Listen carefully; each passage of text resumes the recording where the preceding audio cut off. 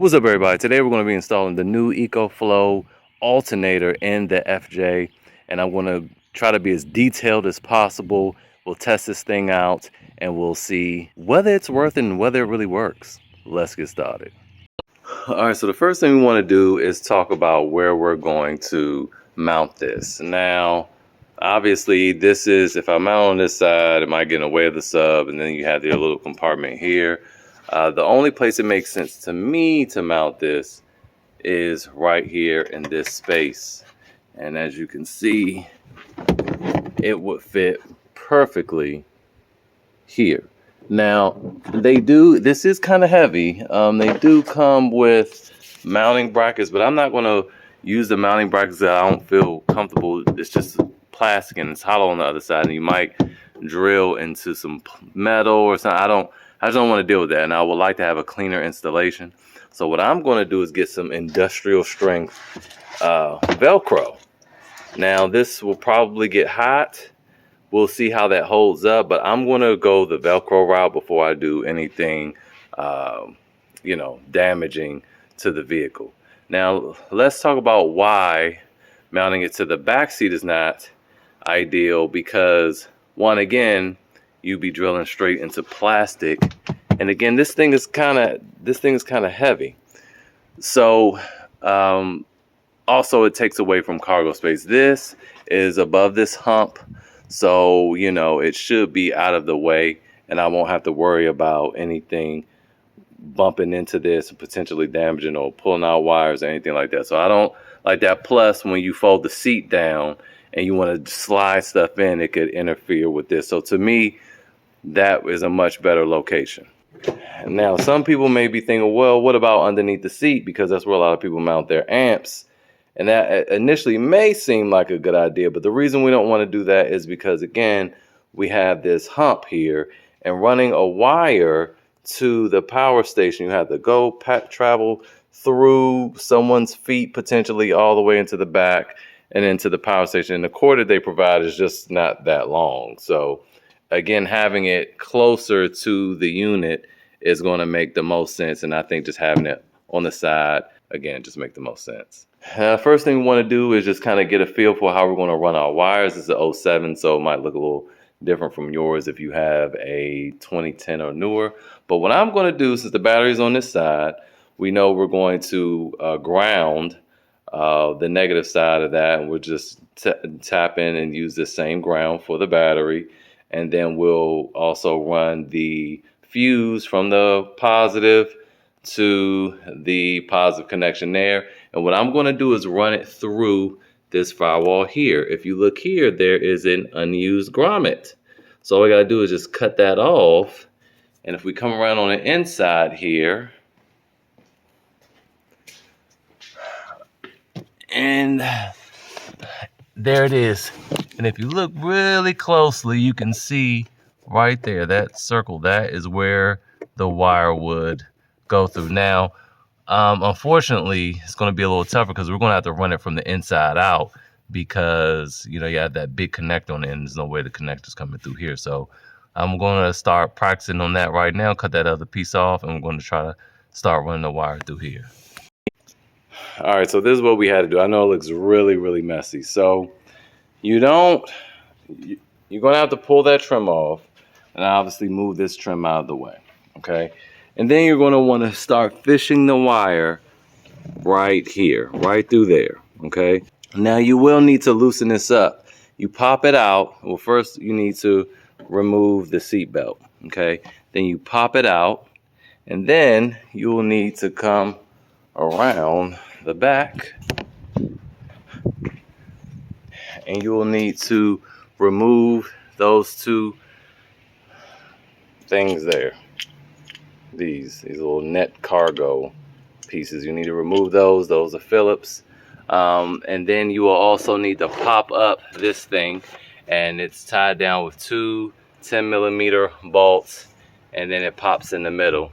And then that way you can pull this out enough to fish the wires on through. So that's what you're going to do. Oh, you also have to remove the seat. So you remove the seat, you have the plastic piece here. It just lifts from the bottom corner and pop it up from the bottom.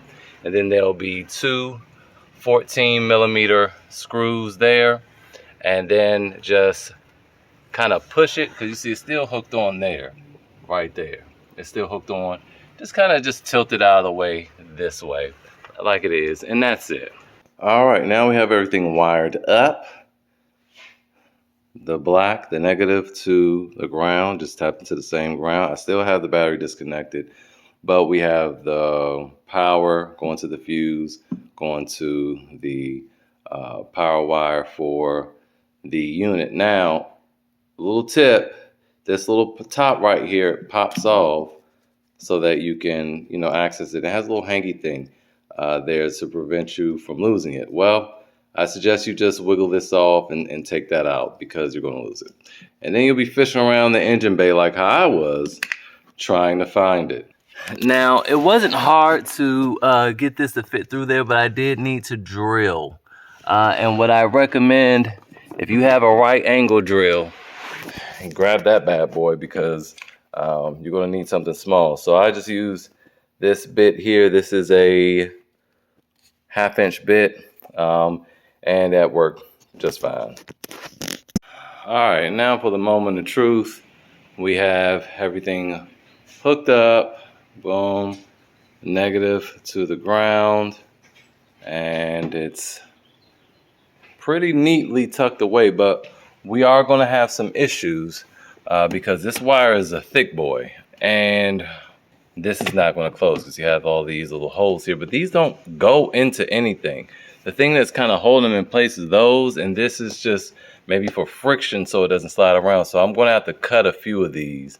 I have my oscillating tool to do that, but first I want to just test it out to make sure it works. Now we kind of reassembled everything. I didn't put the back of the seat on. I didn't want to do too much just in case I had to go back, but I kind of popped everything back in place.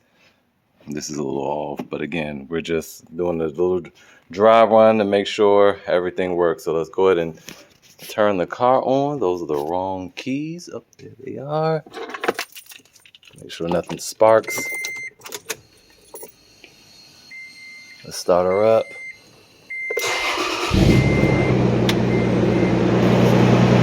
Now let's go take a look.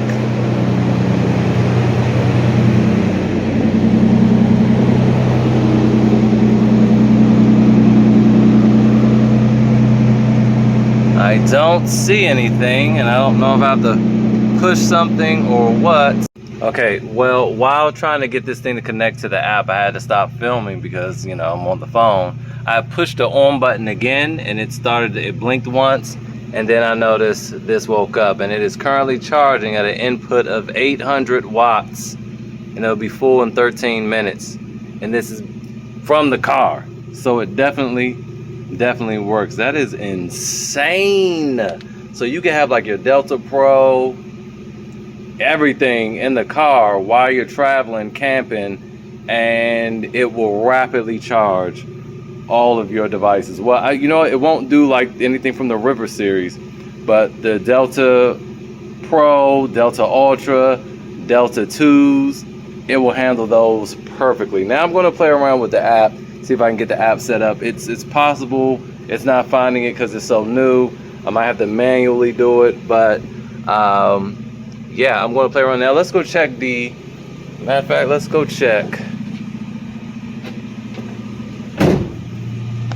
the voltage meter on the car and see where that's at. Nope, just fine. Perfect. So yes, I need to change my oil, but that is perfect. All right. Well, let's go ahead and fool around with the app. Let's see what it'll do if we have the car in on mode. Let's go check that out. I wouldn't imagine it'd do anything because the alternator is not on. And yes, it's not doing anything. This is still on, but I'm going to go ahead and see if I can hook up again this thing to the app. All right, so looking at how I'm going to mount it, it might be a little difficult to plug things in, but once they're plugged in, it'll go on just fine. Now, that's one thing, a beauty about having Velcro. You can pull this off to plug it in and just stick it back up there. So let's go ahead and grab the Velcro. Also want you guys to take a look at this. You see this is on, See, this is on. When you turn this unit off, watch this. You hold it down and it's off. It'll also turn this unit off as well.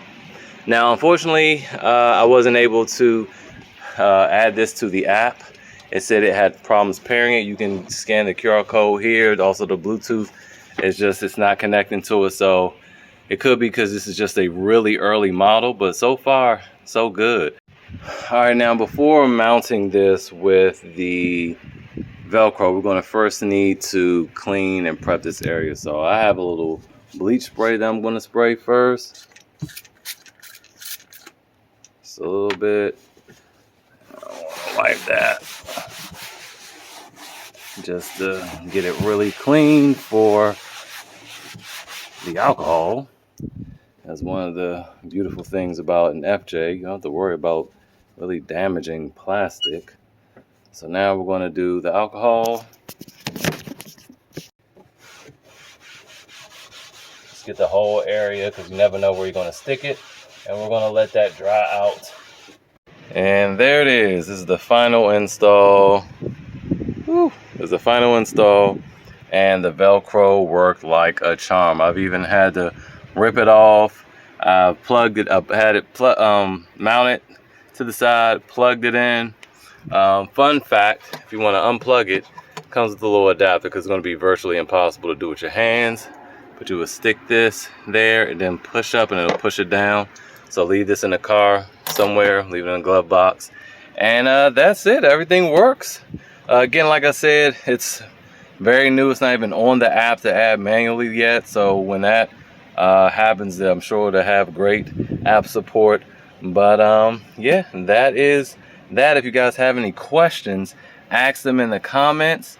I'll be using this in a few days actually, and I can give you, my feedback on how it works. But so far, so good. All right, see you guys next time.